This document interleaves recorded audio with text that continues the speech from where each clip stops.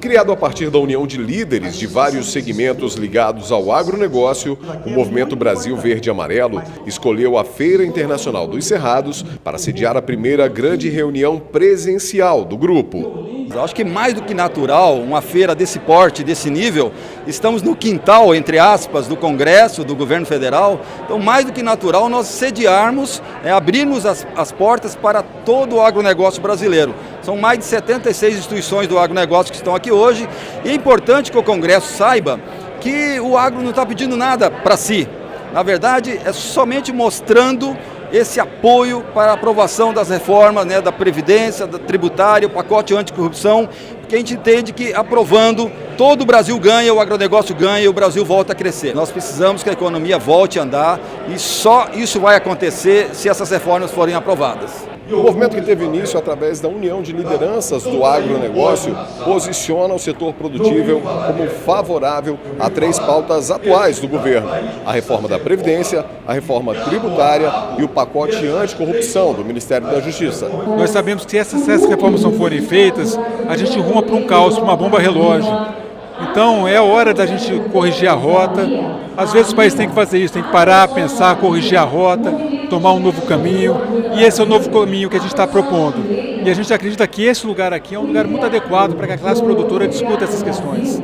Um dos líderes do movimento, o diretor jurídico da Associação Nacional de Defesa dos Agricultores, Pecuaristas e Produtores da Terra, Jefferson Rocha, afirmou que a reforma que mais pode auxiliar o agronegócio é a reforma tributária. Mas ele acredita que é necessário cumprir e aprovar todas as pautas para fazer com que o país volte a crescer e, especialmente, a gerar lucros e dar competitividade internacional aos produtores. Nós chegamos à conclusão de que se nós não colocarmos o país nos trilhos, pouco ou muito pouco das pautas que o agro tem, é natural, vão ser atendidas ou vão chegar a algum tipo de conclusão. Se não salvarmos o país, nós não salvamos o agro, nós somos uma mesma simbiose, uma mesma coisa. A reforma previdenciária, tributária e o pacote anticorrupção, eles têm que andar, né? E na medida em que o governo fez a sua parte e lançou essa ideia, sentimos que o parlamento brasileiro está demorando um pouco para dar essa resposta que o agro e toda a população, toda a sociedade civil organizada tem.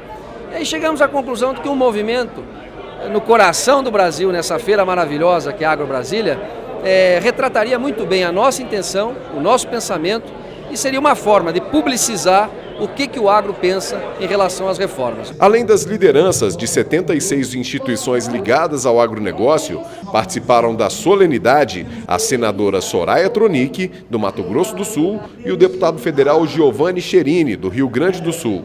O deputado afirmou que a reforma da Previdência ainda precisa de alguns ajustes, mas que a aprovação é extremamente necessária. Temos que levantar cada vez mais esse movimento, rediscutir alguns pontos da reforma, como a questão do BPC, dando a oportunidade para que as pessoas possam aos 60 anos optar, mas mantendo o mesmo sistema de hoje. Aos 65, quem quiser ter o salário integral aos 65, o trabalhador rural consertar algumas coisas no sentido de que realmente tem que ser para agricultores, para trabalhadores rurais, a aposentadoria, e resolver a questão da capitalização, que eu acho que a capitalização pode ser pública e privada, dando alternativa daqueles que quiserem escolher a capitalização pública, eles poderem fazer também.